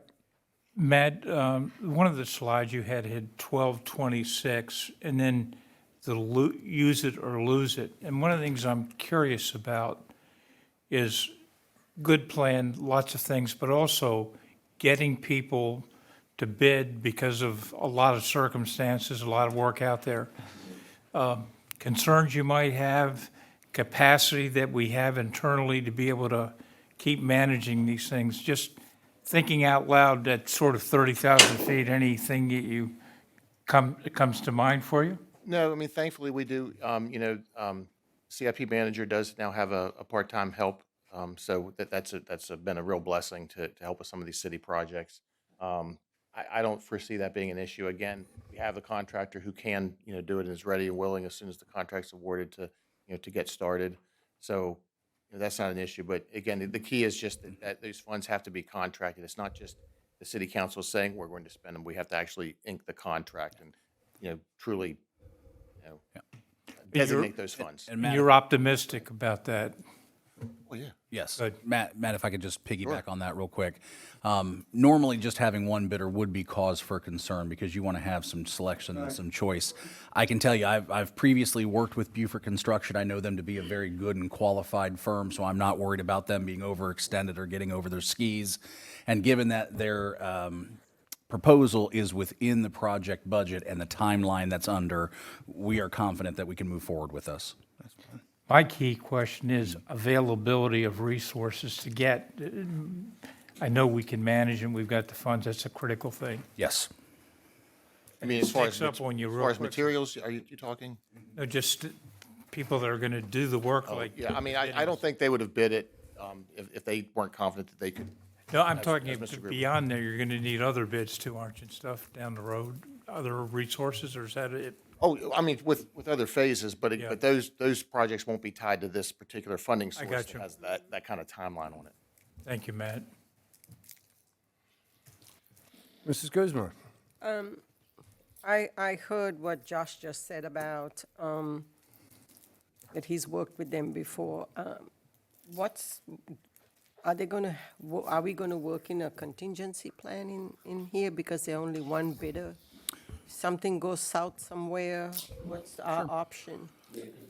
That's it. They'll bond it, and so for some reason, if they have financial difficulties, if they go bankrupt, we'll have the ability to step in, and the bond holder will pay for us to hire another vendor to complete the work. So there'll be plenty of safeguards in place that if it's not this firm, it will be another qualified firm. But again, having worked with Buford Construction, I have no doubts in my mind that they'll be able to perform successfully under this contract. Okay, thank you. Mr. Mearsman? A couple of things. First, is the contract, do we have performance timelines included in the contract? Yes, sir, there are. Okay. This is a $1.1 million expansion of the park. It's a lot of money. You can say it slow, you can say it fast. It's still a lot of money. The amount of money and the time and the work that has been put into the Juju Hudson Park complex as a whole, I have talked with Jen about this before. I'm all for doing this, but we all must remember, as we add these increasing amenities in here, we are going to be increasing our labor costs. And I've spent quite a bit of time in the evenings down here, having the grandson playing soccer.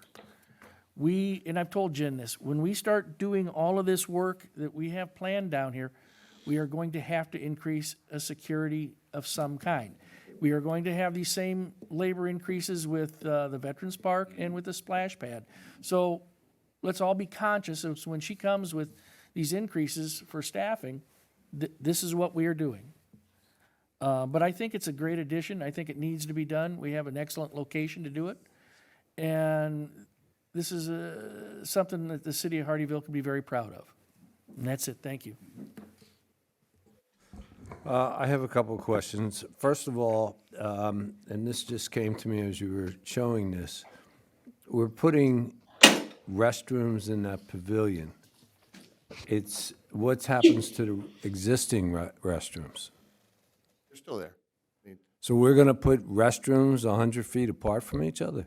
they're heavily used. I mean, and again, the idea here is that, this park is fenced, so you have little kids, so you feel more secure. Your child goes in here, maybe you don't have to, take them over here. It's a security issue, and just from a simple use standpoint, it just makes a lot of sense to add more restrooms. And Matt, to kind of emphasize that fact, my understanding is part of the reason why the sewer pump is being included as part of this project is because it is not meeting the current capacity for what's already out there, let alone the addition, which is why it's going to have to be upgraded based upon the current volume and usage. 100% correct. And to Mr. Mearsman's point about the price tag on this, about 20% of this is actually just the grinder. I know, 200,000. Yeah, which is, underground, that's something that nobody sees, but it's necessary. All right, I'm going to move on. There is, in the other slide and in the bid estimates, there's exclusions. And it excludes music equipment, appliances, and stuff like that. Do we need to buy more things once this is all No, done, or is this it? That's a pretty standard contract thing that, Okay. for any project, and yeah. So we're not We're not gonna add, foregoing you anything know, that we're gonna have to add later, no, sir. Okay. Let's go back to the drawing of the park there where the pavilion is. Could you put that back up? Now, I'm going from memory, but, which is a problem. But if we all, Don, if you recall, if your memory serves you. Yes, sir. And not fails you. When we were first discussing this whole Phase 1, Phase 2, Phase 3, which included, at that time, we didn't have covered basketball courts, that playground wasn't there, the dog park wasn't done. The idea of splash pads came up in this location. And there was a reason, do you remember this, John? There was a reason why I couldn't go there. Do you recall that? Well, I think you may not even have been here, but can anybody answer why the splash pads cannot go in that big lawn area? My understanding is that it's a space issue because it's not just, Yeah. you need a whole, like, pump house and things like that, so it really is a space issue. It more was a than space anything. issue. Yeah. I couldn't. Proximity to some of the other stuff, I think, too. Well, if you had the space, having a playground right there, because, again, I'm thinking back to Greenville, for those of you who went through Greenville, at Unity Park there, they had the playground equipment, and they had the slides, and they had the splash pads. It was all right there, and it was a whole complex for families and kids to play. So that's why It's a great question, but, and maybe to give you a little bit of comfort, if you might recall, so if the splash pad goes somewhere in this area, and again, that's just a concept, that's not what it will look like ultimately, but right here is another playground as well. So you would have that similar situation, so that kind of helps. Mayor, I raised that question when we were discussing, and Jennifer explained it to me at the time that the space issue is because of parking and the proximity to the access road that leads down to the backfield in the parking lot for emergency equipment. Yeah, I do remember that. Yeah, I knew there was a reason why I couldn't go there, I just couldn't remember. I'd forgotten that part. Okay, well, thanks for refreshing my memory, and, Pinch hit it, remember. yeah. And the only other reason I brought up this, asking in advance about the splash pads and the Memorial Park. We spent, as someone noted, we're spending a lot of money on this, and that's good. It's a good thing. But I don't want to lose sight of the fact that I get a sense from this council that the Memorial Park and the splash pads are something we want to see happen. So I don't want to lose sight of that. And I think when we get to our retreat in January, we have to address the issue and ask the council if they want to move forward this and something prior to 2027, we're going to have to assign a budget to it. So council will have to decide how fast they want this done. And that's why I keep bringing it up, because I don't want to lose sight of it.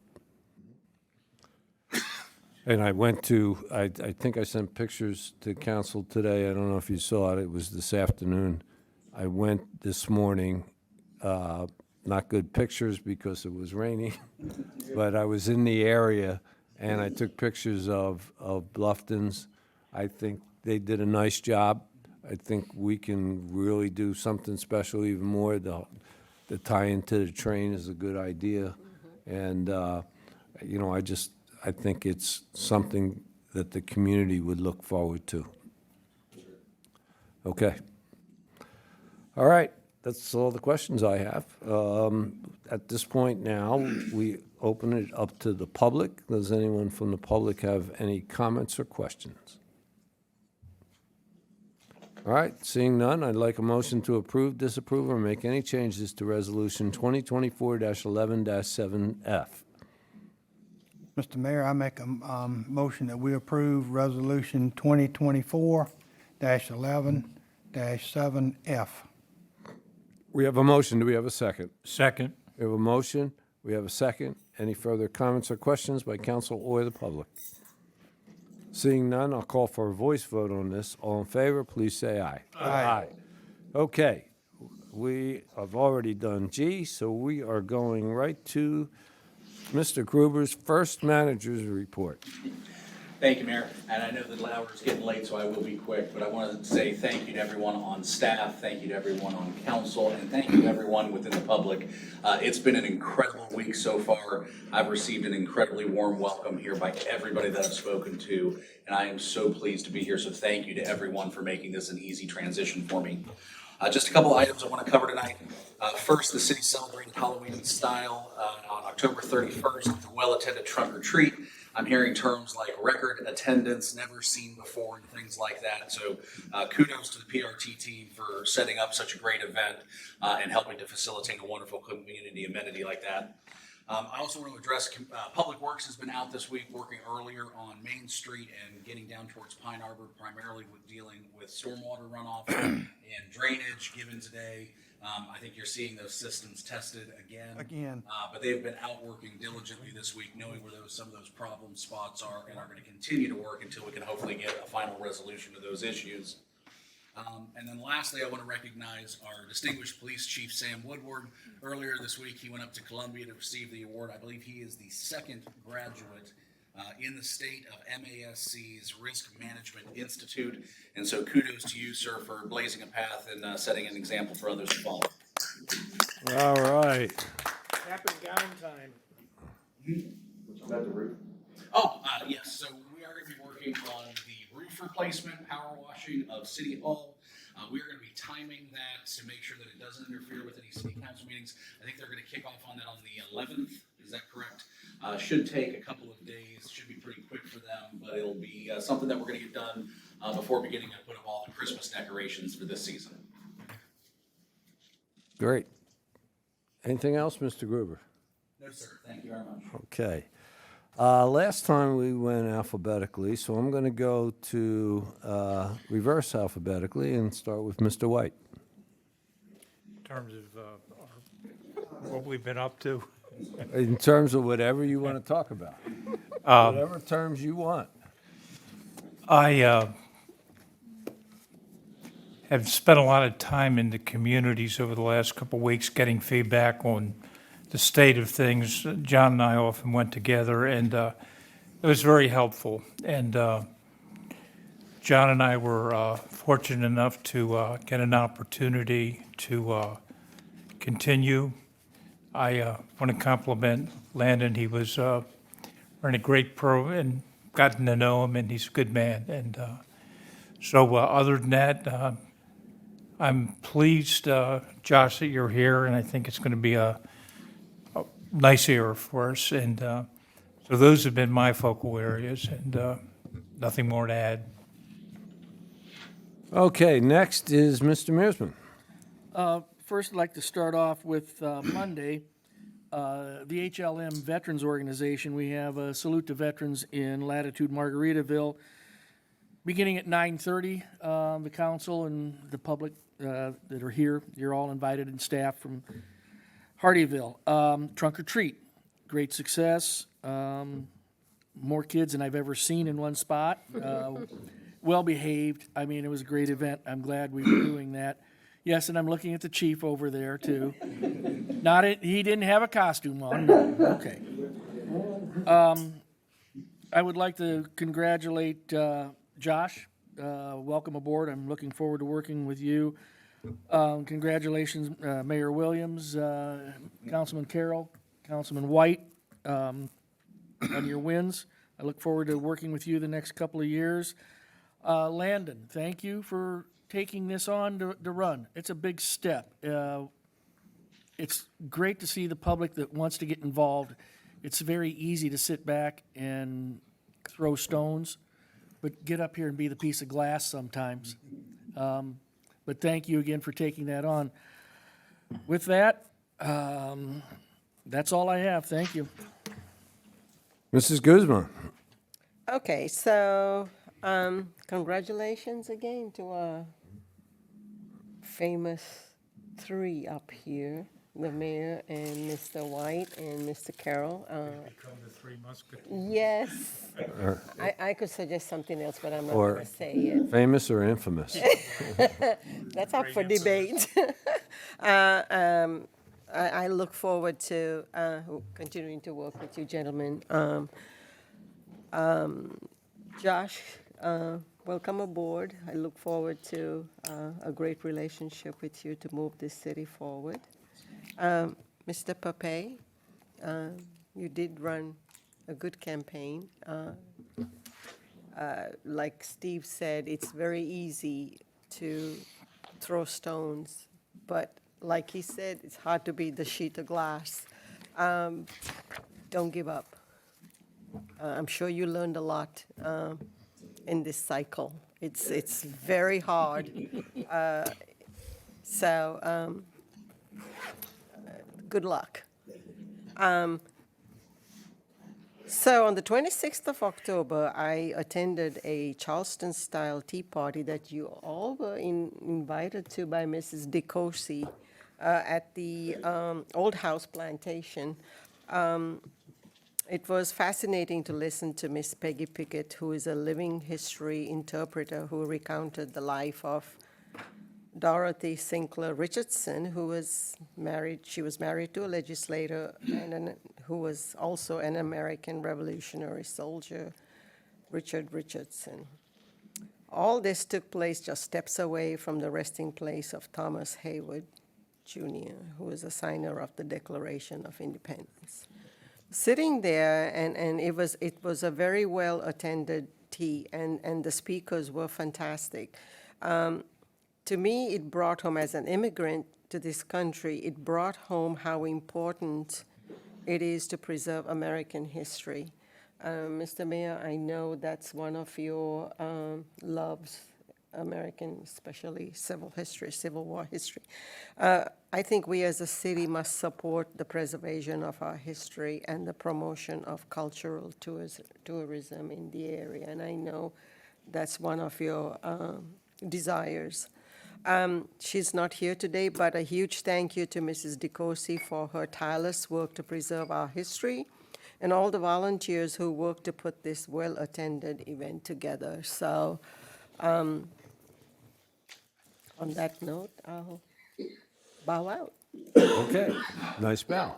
Thank We'll you. go to Councilman Carroll. Just kind of probably may have a repetition to add to about the trunk or treat, how well it was coordinated and the crowds. And I'm still hearing remarks about the festival on Main, what a fabulous event it was, how well planned it was. The attendance, I think, ended up like 10,000 or something. It was just extraordinary. Again, iterate what Steve said about Veterans Day at Margaritaville. That's a great event. Want to thank Landon also. He ran a good campaign, and there's no negative things that we all, and he get his experience, and he'd be ready to go ground running. And Mayor, I just wanted to add that the bathrooms that Matt was talking about, that's probably a good help for you, because you know older folks. I do visit frequently. Thank you. I'm glad you were thinking of me when the plan came out. Very good railing and things attached. I love when people are taking care of me and looking out for me. Are you finished ridiculing me? Or Yes, I'm finished now. Finish more than you know, Okay. John. It's been really, really busy. So busy. My wife said to me a week or so ago, she said, "Are you going to be this busy the next 4 years?" So I did what any good husband would do. I lied and said, "No, it'll be less." But any rate, She is watching tonight. she is watching. Okay, no, she's heard me tell that joke. Already, so.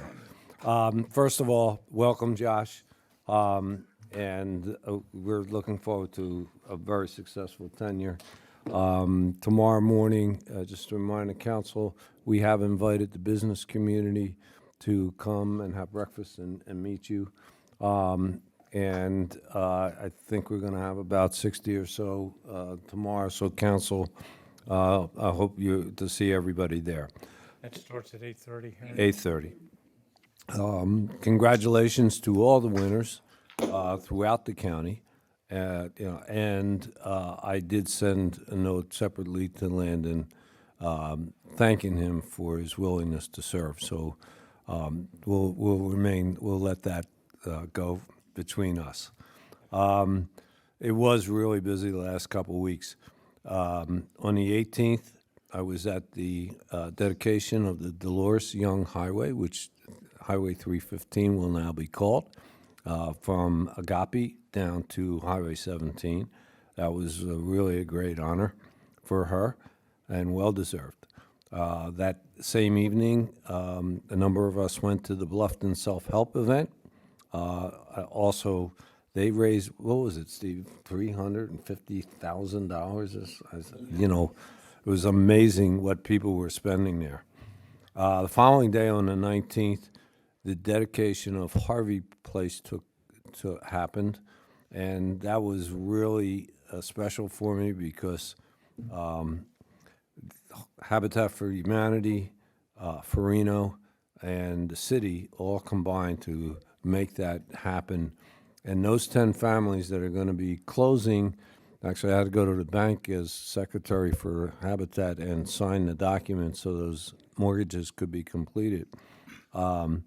And they will go in this month, and they were so grateful. The families seemed so nice, and there'll be a great addition to Hardeeville. And that evening, I went to the JCNU event, and Mr. Moyd sent a thank you to the council. Said, "Thank you so very much for your generous donation to help make our 25th anniversary a success. With partners like the city, our nonprofit can only continue to grow. Thanks, JCNU and staff." Following week, on Saturday, while you were at your tea, I was at the Alzheimer's Walk in Bluffton, and I think they raised close to $90,000.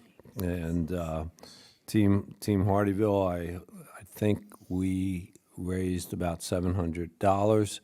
So whoever contributed to that walk, thank you for supporting Team Hardeeville. And next year, we're going to really knock it dead, right? Good. I appeared on the Hilton Head Island Power Hour with Jared Freilich, talking about the referendums. Jasper passed, Buford did not, unfortunately. That evening, I went to the Realtors Oyster Roast, which is an annual event on Hilton Head. Josh and I, on the 31st, had lunch with Hoyer, who is the owner of the Morgan Track, and I sent a report to council on that. That evening was trunk or treat, and as everybody said, that was, I was so tired. I don't, I just kept going from the trunk to the treat bags. It was really quite a good turnout. And then we had Josh's breakfast on Monday, which with staff, and that was terrific. Josh and I met with Jeff Coggan this morning, and there will be some further outcomes of that regarding Road A in the future. And tomorrow, of course, I talked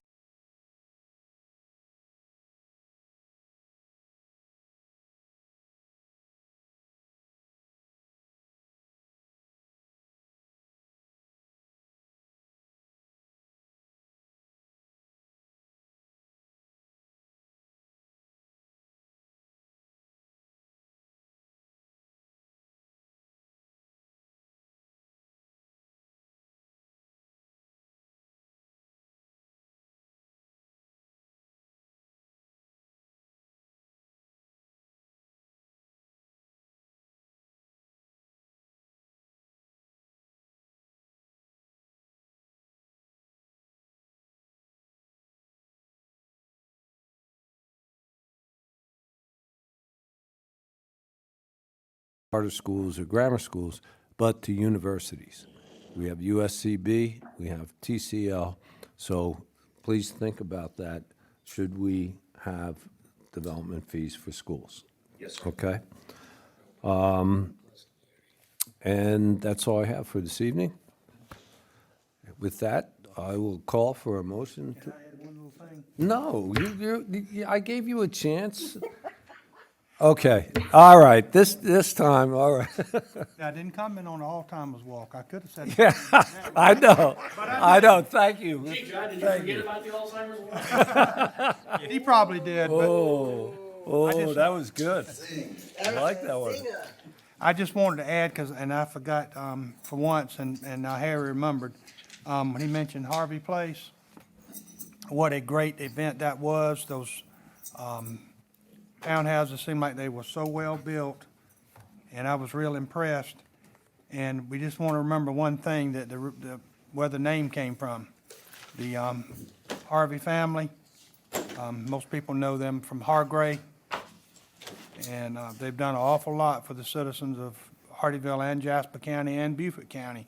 Matter of fact, one of the first buildings in the USCB was built by the Harvey family. So anyway, I just wanted to add that, Mr. Mayor.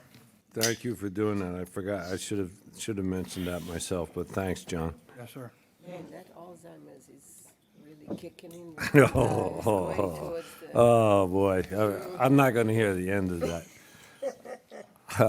Let's have a motion to adjourn before I get beat up anymore. I make a motion that we adjourn. We have a motion, we have a second? Second. We have a motion and a second. All in favor, please say aye. Aye. Aye.